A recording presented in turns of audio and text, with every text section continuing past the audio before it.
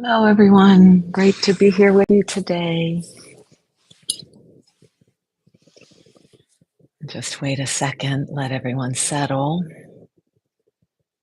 We got about a half hour together to be still, to touch base with our essence.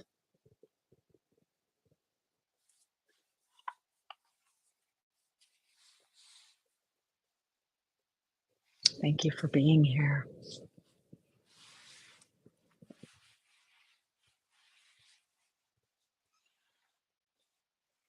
I'm aLex Levin. We're here together in Sun and Moon Yoga Studios YouTube channel, inside. Welcome. Thank you, all of you who are joining with me in real time or later. And let's get started. And by the way, do check out our website, sunandmoonstudio.com, for all the offerings we have in person and virtually, workshops, classes, at our studios in Fairfax or Arlington, Northern Virginia, or on Zoom, and this one on YouTube. So I titled today's practice "Negative Space." Maybe this is a term that will be lost in the newer generations, but used to be in photography when you sent in your film, so we didn't have just digital, we had to send in photos were taken on film, and we sent it in to get developed, or people knew how to develop it themselves, had their own dark rooms. And, on the film, the images looked backwards. They looked like the light was dark and the dark was light. So negative space. And the image that I chose, I put it in black and white. I didn't make it into a negative. I think I might be able to do that with digitally, but it's it's more stark, the contrast.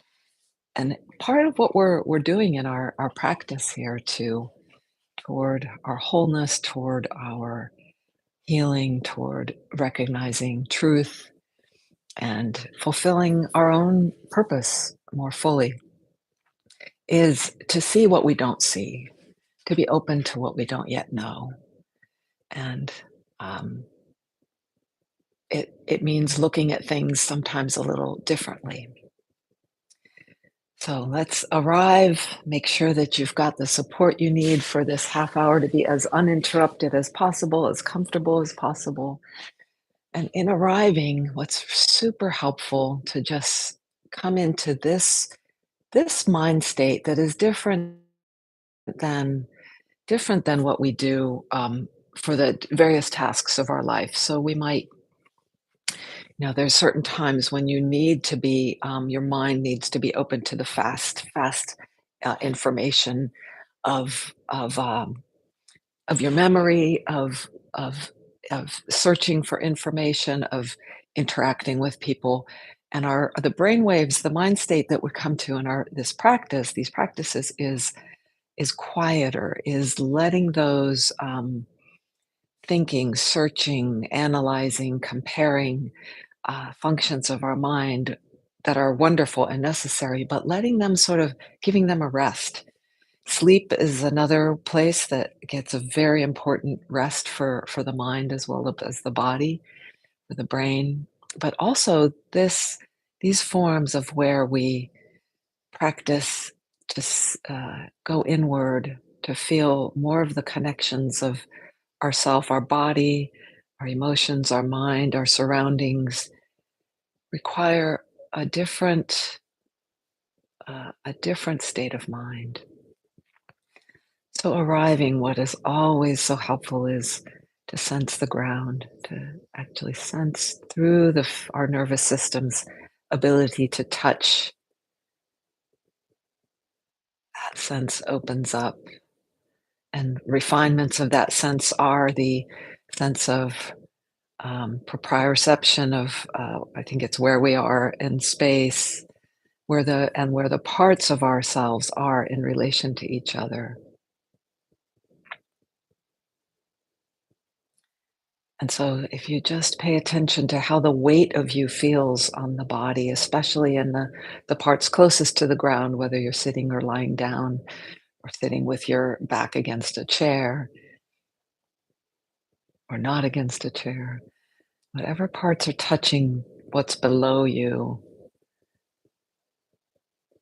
very helpful in starting to relax into that. The most relaxed would be to be on our backs, or fully lying down, prone, or on our backs, or supine, or on our sides, as there's not this need to hold ourselves upright. But even so, we can start to find this, and maybe very importantly so, we can find this sense of lightness, a sense of buoyancy in the invisible grid of gravity that's holding us. And you might already feel sort of a bit more quiet coming to you, quieting of the mind as we focus on this arrival through our body.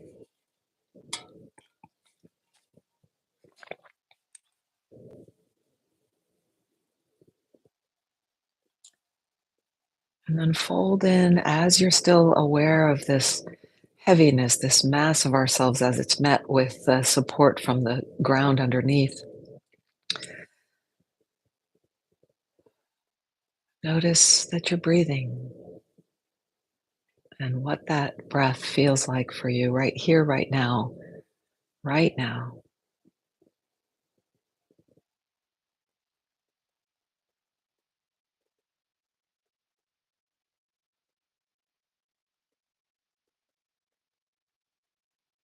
Perhaps as you're attending with me to ground, to breath, you're noticing yourself relax a bit more, or you might be noticing where tensions and difficulties are residing.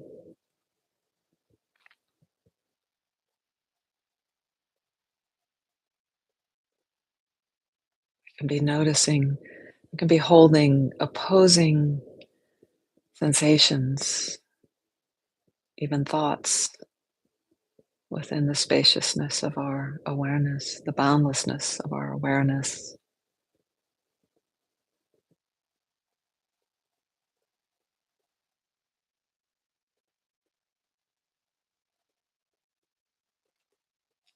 So breathing. There's no need to do anything with your breath. We're going to play with it for our mini movement today again, but there's no need to change the breath. But you may. The wonderful thing about our breath, the powerful thing is that we can engage it, we can guide it, we can uh, make it deeper, shallower. But if we're ignoring it, which often we don't need to be paying attention to our breath, it's there for us, supporting us, breathing, keeping us alive anyway.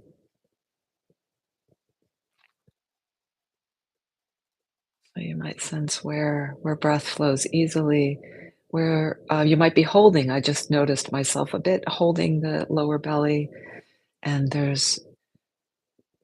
we're looking for how to be more and more relaxed right where we are, whatever position you're in.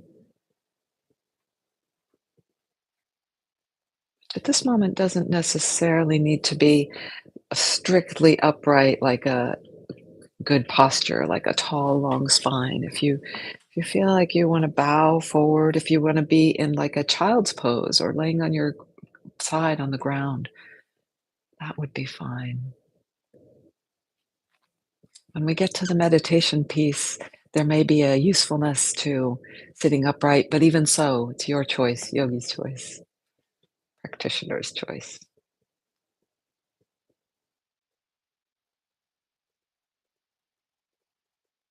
You might find that you could relax your tongue a little bit more, your forehead a little bit more. And then while keeping a bit of consciousness about the ground, about our breathing, begin to listen. Listen for sounds.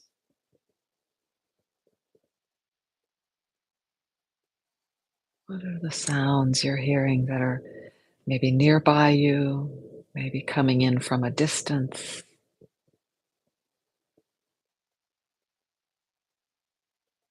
all the while kind of scanning the wholeness of your body for to become aware of those negative spaces that we're not so aware of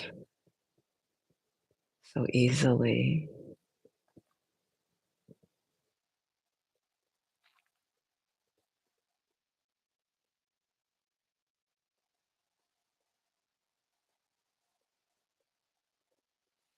Inviting an ease, a lightness. And so notice as you've listened, as you're listening, what what you feel like, the whole of you feels like, or any parts. So it's almost like you're scanning for all of yourself, but you're also just kind of have a wide open aperture to feel the whole of yourself at once, which is a I find when my teacher gave me that instruction, it's a little perplexing and sometimes a little challenging, and yet there's a way we can do it. It's almost like just taking your an aperture of your camera to as wide open a lens as possible, and it's even beyond that.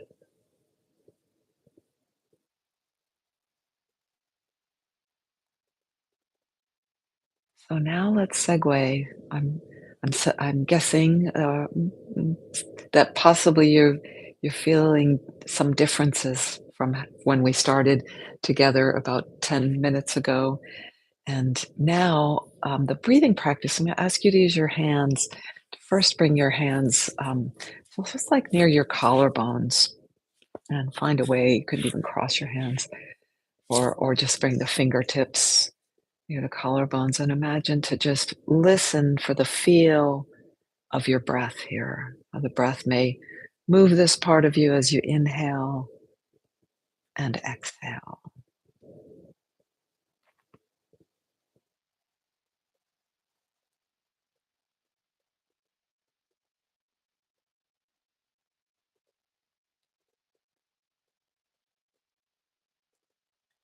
I'm inviting us to listen to spaces where it would be helpful to bring a bit more movement and circulation of blood, of movement of the lymph into our bodies. Now let's move our hands to, I'm just going to use my fingertips because I'm feeling like that's the most sensitive. Move them to your neck, any part of your neck. I've just got my fingertips on either side of the back of my neck.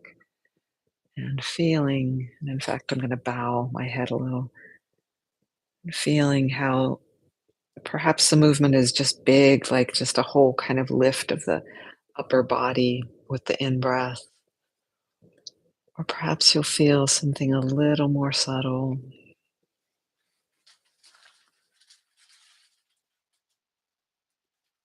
keeping the arms and shoulders as relaxed as possible in this working condition.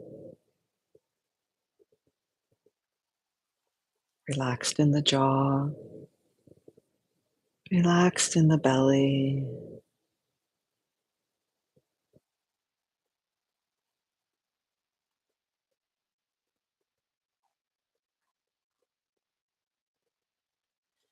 And then let's give ourselves sort of a hug and bring our fingertips to just the outer shoulder blades or the inner. I think I'll grab my inner shoulder blades actually. Go all the way if you can wrap them around. So any part of touching the shoulder blade, and it could be up top. Actually, yeah, that's where I'm going to go, right up top near the shoulder. And then let the fingertips sense movement here.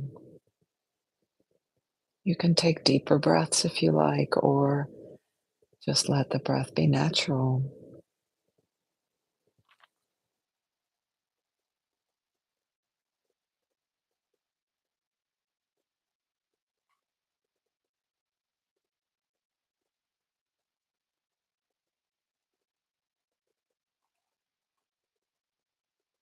Again, relaxed in your eyes. And then release there.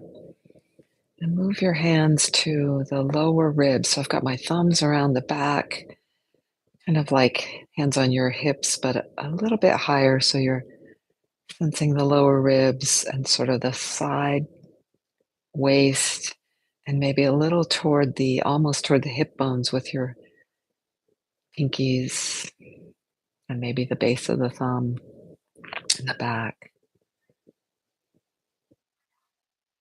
And here we're close to the primary breathing muscle, the diaphragm muscle, and the liver on the right, the stomach on the left, the spleen on the left, pancreas also, I think a little more left. And just imagining some spaciousness in here, some loosening up as sometimes through our posture or just the work of our day or trauma or tension or irritability, various things bring tightness and restriction to some of these parts of us. No judgment, just opening up some of these quote unquote negative spaces.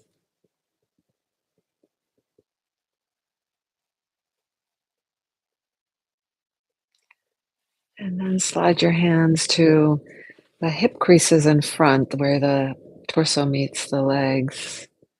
And this might be valuable to do. In fact, I'm going to do this lying down. Lie down, even with your knees bent. Rest my head on my sitting pillow and put your let the legs go flat even and put your hands on the hip creases or knees bent. Actually, I like knees bent. Fingertips there. And again, envision, invite spaciousness, opening, release. Hope you're hearing me well enough today. I pray to the gods of the internet that it keeps me with you, keeps us together, connected.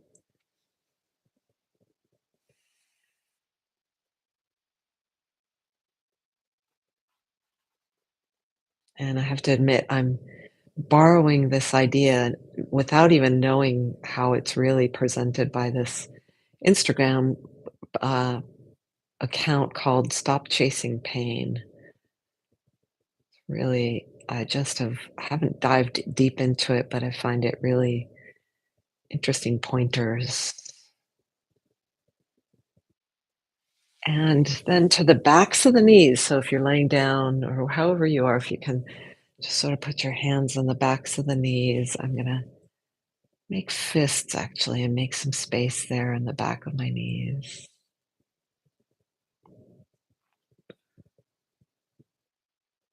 Breathing, sensing where the ground is. So these movements, tiny movements, and with deep attention from ourself to ourself, helpful to get us deeper into this relaxed yet alert space where we can discover the more of ourself, where we're open to learning, where we're sensing integration, connection.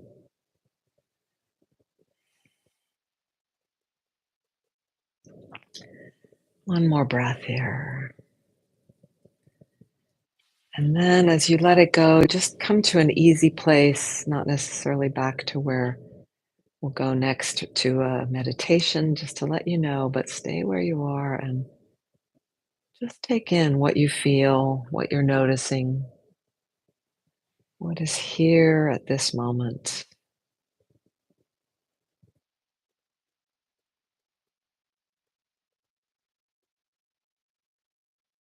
Noticing spaces that are relaxed and open and nice feeling, or maybe scary feeling, who knows? Your own experience.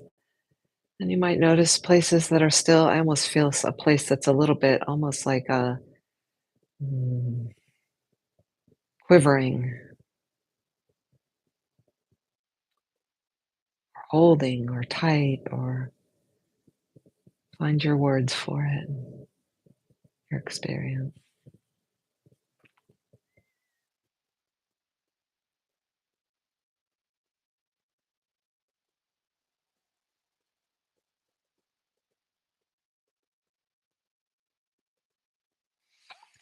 And then, if you like, you can stay right where you are for the stillness meditation part of our practice. Or, like me, you can transition to seated, standing, or just a different shape,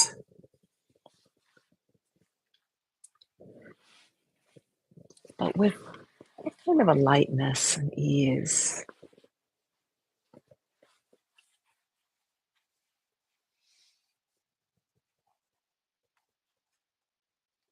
All the while very attentive to what's true for you, what's real right now.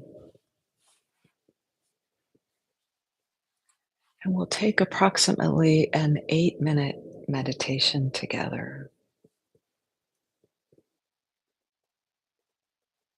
Take the time to set yourself up just as what will be needed for stillness and comfort and support for these 8 minutes.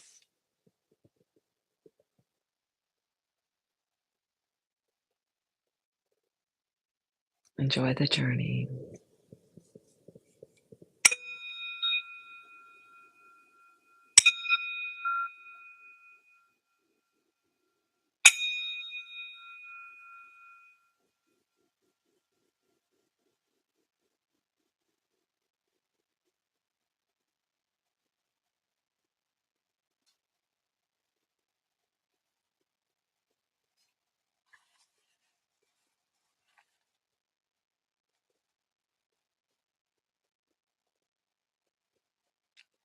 Any of the tools, pointers that I've used so far, they can be helpful if you find that you're wandering off.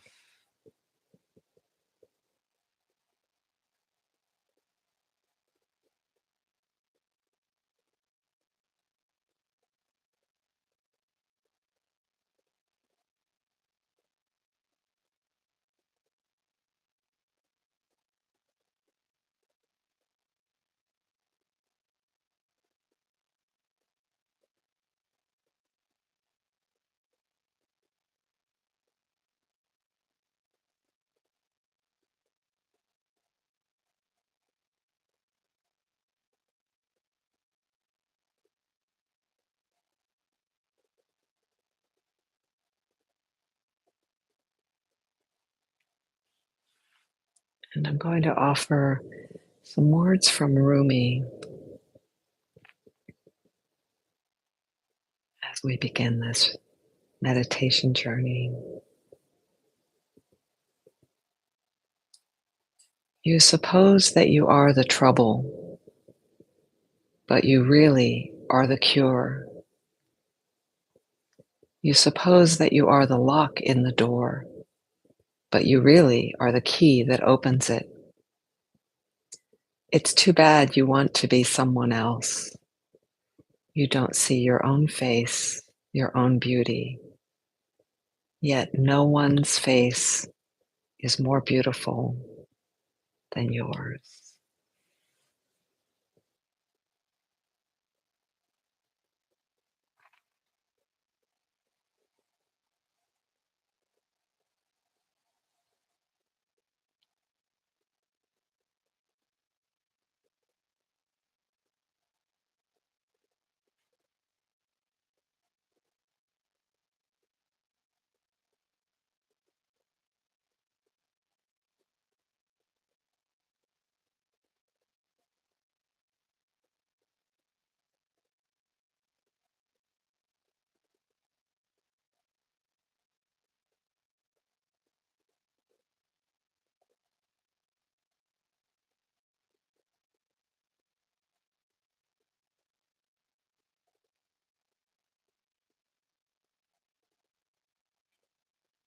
So thoughts come, that's what they do. Memories, plans, dreams, images, worries, anxieties, hopes. And as any of these visitors come, There's no need to wrestle with them. Just let yourself stick with come back to our intent of simply resting as awareness,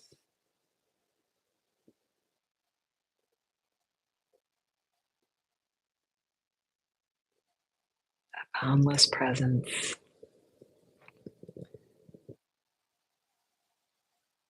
that the Zen phrase points to your face before your parents were born,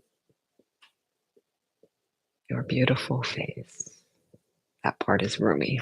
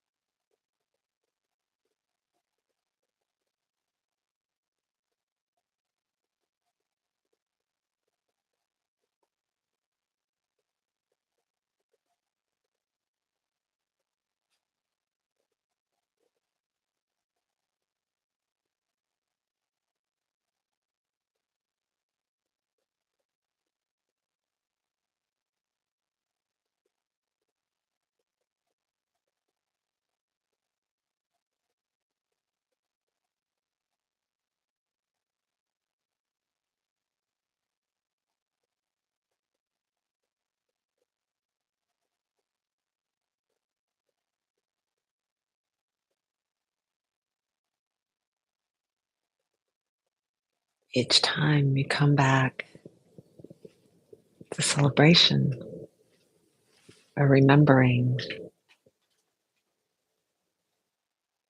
a reclaiming what was never lost.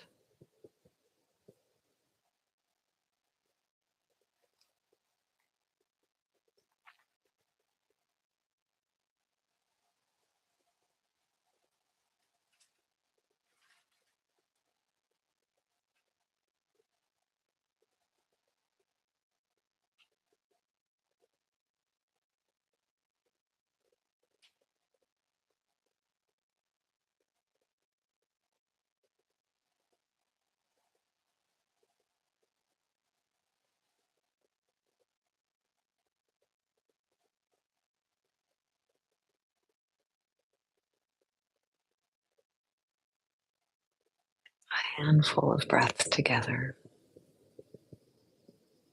before we transition.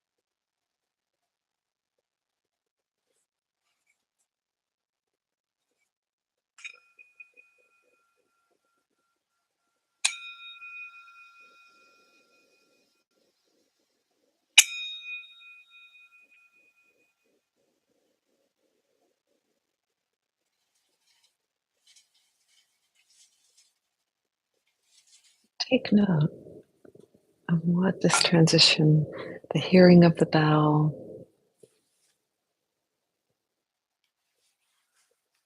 the thoughts that come after of what's next, or commentary on, oh, I was just getting into it. Whatever is coming, Making note, this is how we get more toward reality. What's fresh now, what's not past, what's not future, what's not memory, what's not imagination, but the truth of what's here right now.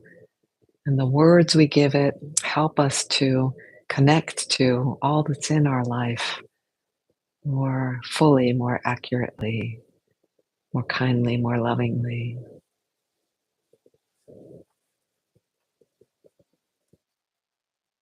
Bow to myself, I bow to you, I bow to all those who guided us before us and continue to in this practice. Thank you for joining me, and I invite you to, through the week, be noticing the negative spaces, be noticing what you don't sometimes notice. See you here next time.